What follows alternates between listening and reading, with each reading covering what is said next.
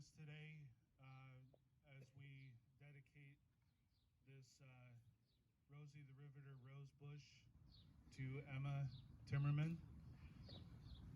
I want to thank you for joining us at the Westland Historic Village Park. How many of you have ever been here before? Raise your hand. All right, so those that have not been here before, as you can see, we are a little village. We have 5 buildings on property.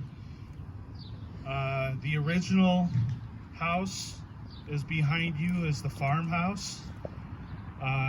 It was built in 1855. The house behind me is the Collins house. It was also built on property in the 1940s. So it's very fitting that we put our Rosie the Riveter rose garden next to this house. Inside, after the ceremony, you'll be able to tour the buildings.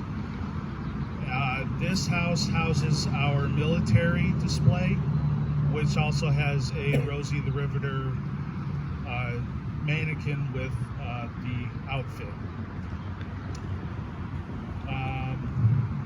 If anybody would like to volunteer, we are looking for volunteers for different projects. Gardening, Cassie is our self-appointed master gardener.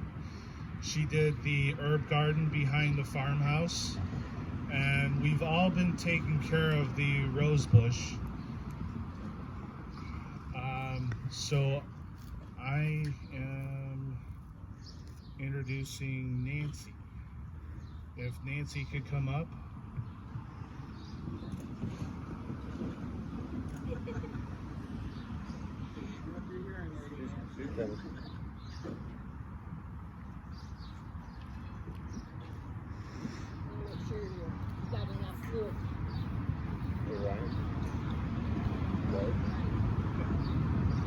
Before Nancy comes up, I would like to lead everybody in the Pledge of Allegiance. There's a flag behind you in front of the Belton farmhouse.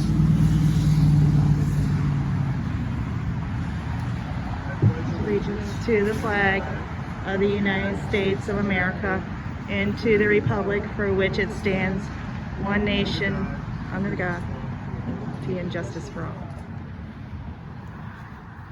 And Nancy, thank you for joining us today. And I'll turn it over to you. Thank you, Ryan.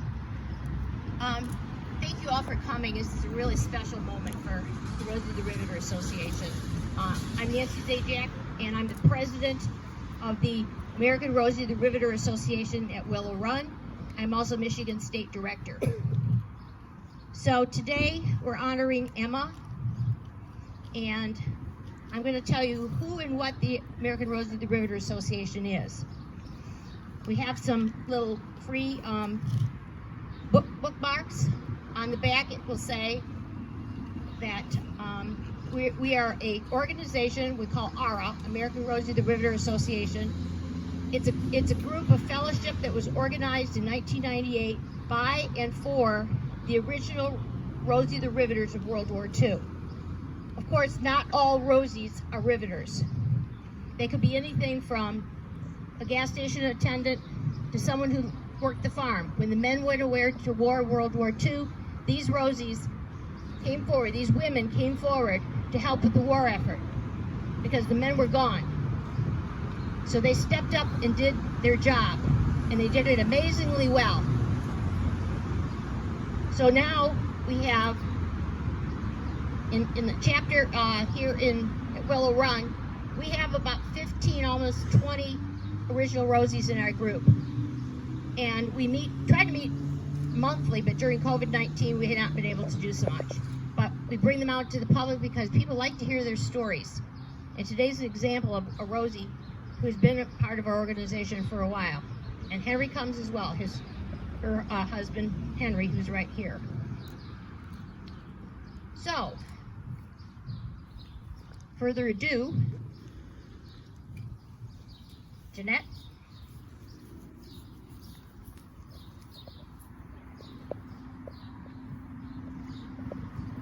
All right, we would like to present the Rosie the Riveter, the official Rosie the Riveter Rose Garden in Westland, Michigan. And we're grateful to our host and sponsor, the Westland Historic Village, for helping us to place this garden and dedicate it here today.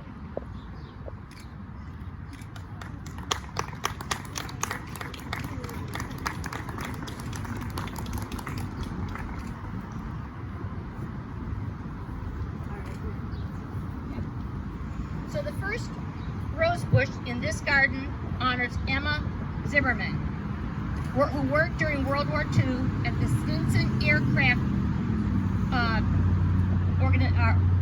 building in Wayne, building a lightweight grasshopper reconnaissance aircraft. She is here with us today, and I want you to meet Emma.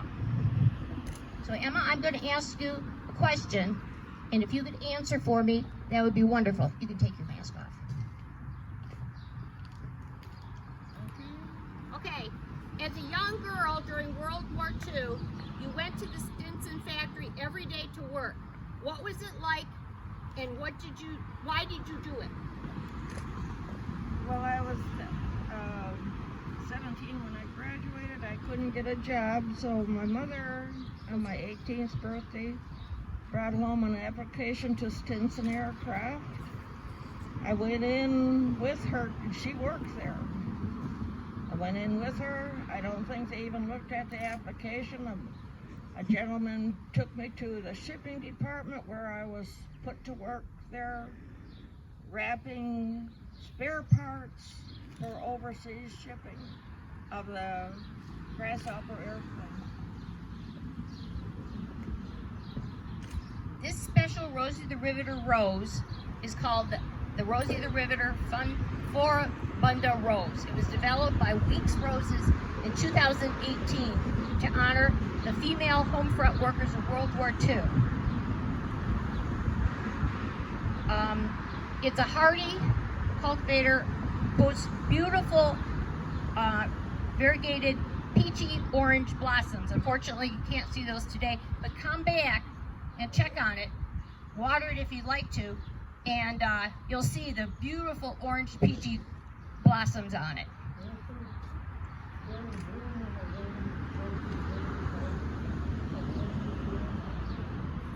You said they're in bloom at the Wayne Museum. Oh, yes. There's actually some planted over at the Wayne Museum, 5 of them, and they are in bloom right now. So if you're wanting to go by that museum, you'll actually see them in bloom. But this will produce more and more and more buds all throughout the spring and all the way into the fall. And in 2019, we got together with what was our national director for the Rosie the Riveter Association, and we planted 100 Rosie the Riveter roses all throughout southeastern Michigan, which is really quite a deal. In our last convention, Donald Lee Langtree made circles for every single Rosie with their name on it, and we extended it across the conference room. It literally went from here to my convertible. It was huge. It just shows you how many rose bushes were really planted. So this is the 101st planted. And we'll be having a ceremony July 15th in Dearborn. You're welcome to attend that one as well. For another Rosie, that will be 102. We hope to expand on this. So if you know a Rosie, you know anybody who might possibly be a Rosie, pick up this card, have that person call me. They can sign up to be a member. It's really easy. It can be done online, or we do have papers that can be filled out, since oftentimes Rosies don't necessarily have email addresses.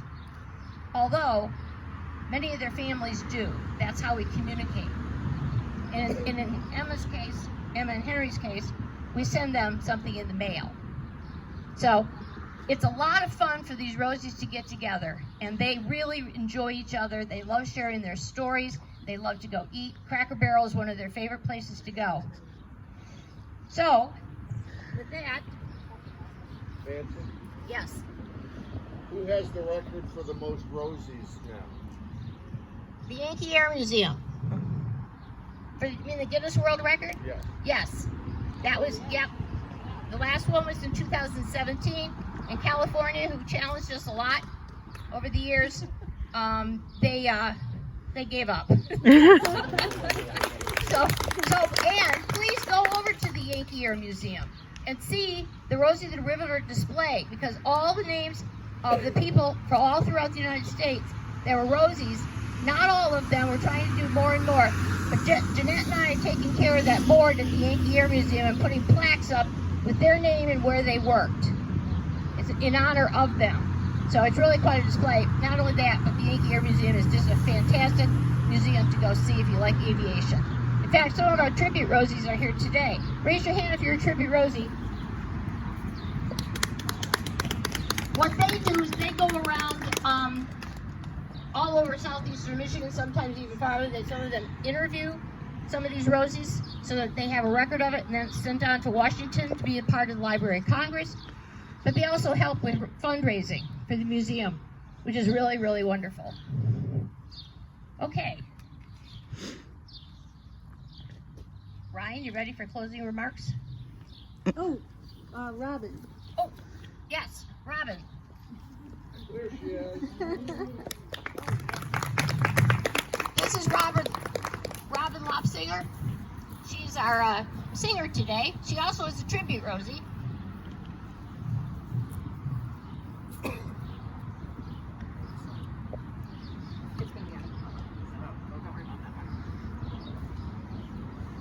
When I was asked to sing before we close out the ceremony, there was only one song that I felt seemed the most fitting for Emma.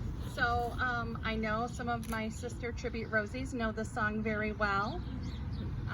So I will get us started, and please join in.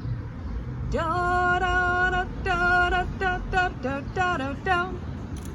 All the day long, whether rain or shine, she's a part of the assembly line. She's making history, working for victory. Rosie the Riveter. Let's see.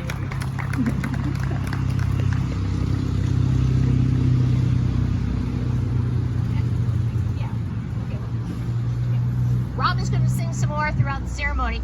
And Ryan, there you are.